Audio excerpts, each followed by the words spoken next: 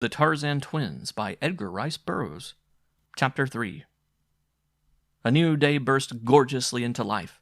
A brilliant sun shone down upon the leafy canopy of green that roofed the great forest. But far beneath all was dark and gloomy still.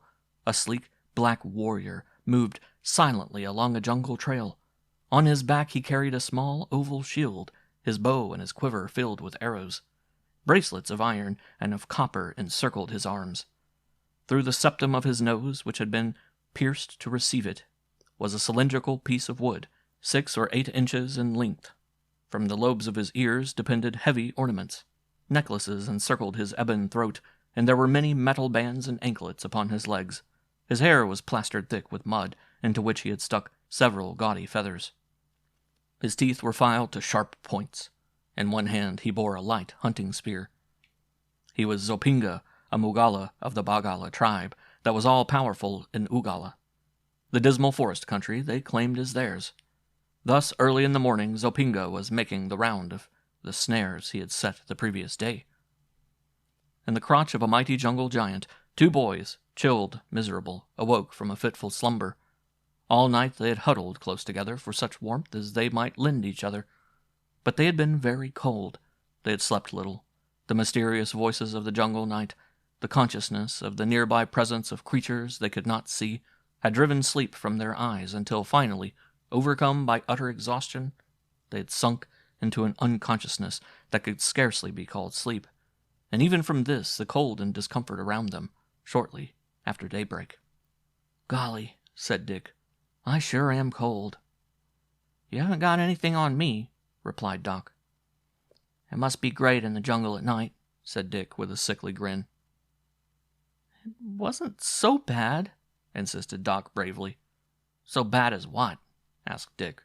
"I'll bet you none of the other boys ever stayed out in a tree all night, with lions and panthers and tigers prowling all around in the jungle below. Just wait till we get home and tell them. Gee, I'll bet they'll be sore to think they weren't along."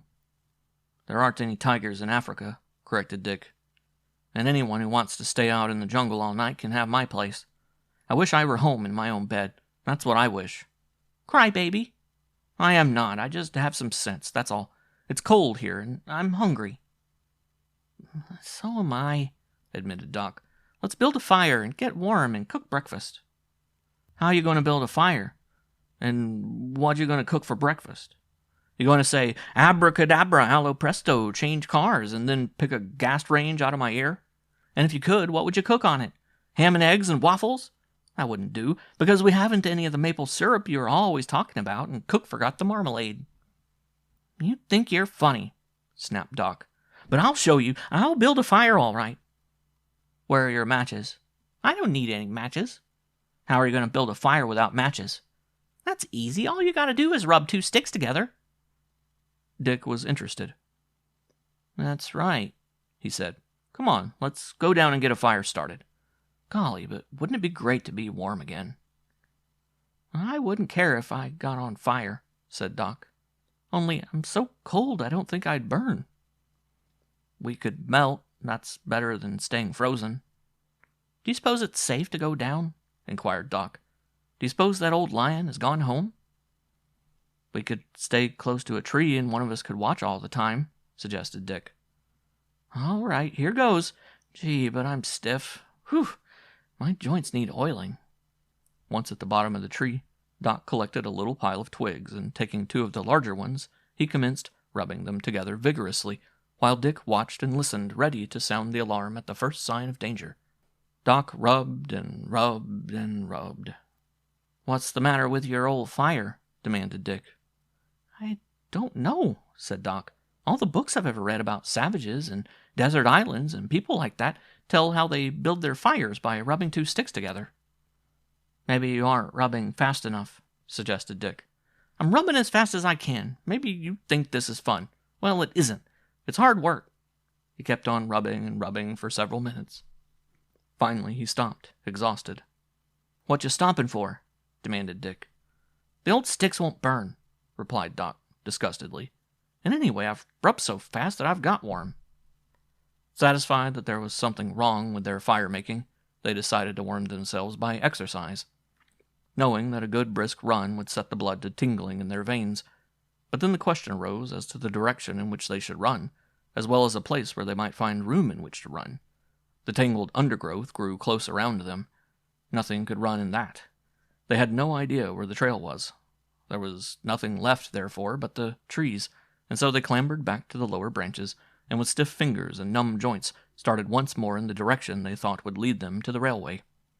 As they moved forward, they commenced to feel the reviving influence of renewed warmth and life, but as they forgot the cold, they became more conscious of their hunger, and now thirst was added to their discomfort. They heard the sounds of the smaller life of the jungle, and occasionally caught fleeting glimpses of beautifully colored birds. A small monkey came and ran along their heads, and his chattering attracted others until soon there were many monkeys around them. They did not seem very much afraid of the boys, nor were they unfriendly. They were merely curious, and they were always eating, a fact which drove the boys nearly crazy with hunger. They watched carefully to discover what the monkeys ate, for they knew that what the monkeys ate with safety they might eat. But when they discovered that the bill of fare appeared to consist quite largely of caterpillars, they changed their minds.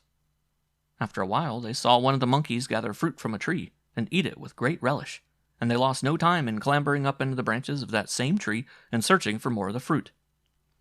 It did not taste very good, but it was food and stopped the gnawing pangs of hunger, and its juices helped to satisfy their thirst. When they had eaten, they continued their search for the railway, and found it easier to travel through the trees, though they were as yet far from perfect at it. The food had given them renewed hope, and they were quite sure now that they would soon reach the twin bands of steel. That would mean rescue, for even if their train had left, there would be other trains along, which would surely stop at sight of two white boys. They might not have felt so much confidence had they dreamed that they were traveling deeper and deeper into the forest, directly away from the railway. Dick, who was in the lead, suddenly voiced an exclamation of satisfaction and relief. "Here's the old trail," he cried. "Now we can make some time." "Gee, but it's good to get your old feet on the ground again," said Doc as the two boys stood again on solid footing. "Come on, now let's beat it."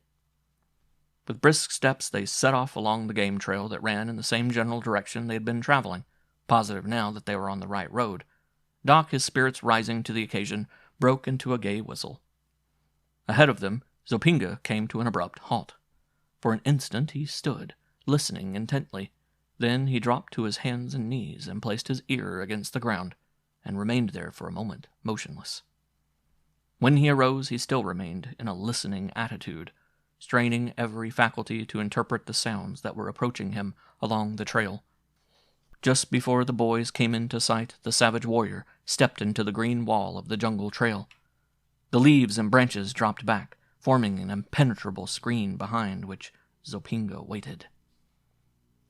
The boys came confidently on, while Zopinga adjusted his shield upon his left forearm and took a new grip upon his light hunting spear.